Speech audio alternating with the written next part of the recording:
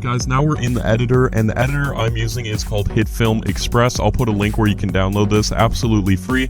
It's free for both Windows and Mac, so you can download this completely free and start making videos. So once we have it downloaded, we're just going to want to click new on the top left to make a new project, and we can just use all these default settings and just click start editing. And there we go, now it'll open up the editor. So now you can just drag in the video to the bottom left right here, which is all the media, and this is going to be your actual timeline over here to the right. So to get this over there, all you have to do is drag it and then put it right at the beginning right there. And then it'll ask to match the editor sequence settings to match the clip. We can just click yes, so we don't have any problems. And there we go. Now we're going to want to skip ahead to 709. And then right there, we're just going to want to split it. And to do this, we just click right click and then click splice. And then it'll split this into two separate clips. And then you can click this clip and then hit delete on your computer. And then drag this back to the beginning again right there.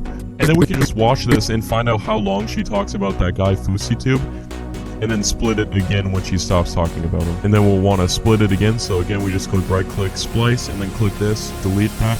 So now we are ready to export our video. There's the video where she talks about that guy. And I just want to add in real quick before we export the video that you can do this for like making compilation videos. You can do this for making top 5 videos. This editor is completely free to use for making any types of videos like that. I highly recommend this editor. Again, I'll leave a link to it. So now to export your video, you're just going to click this export button on the right hand side right here. Just click export and then click content and then click go to export.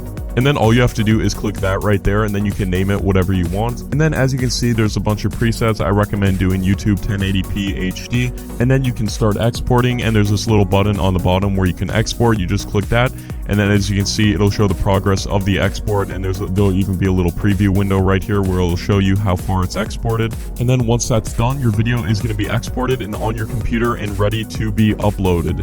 Alright guys, so that is how to edit and export a video.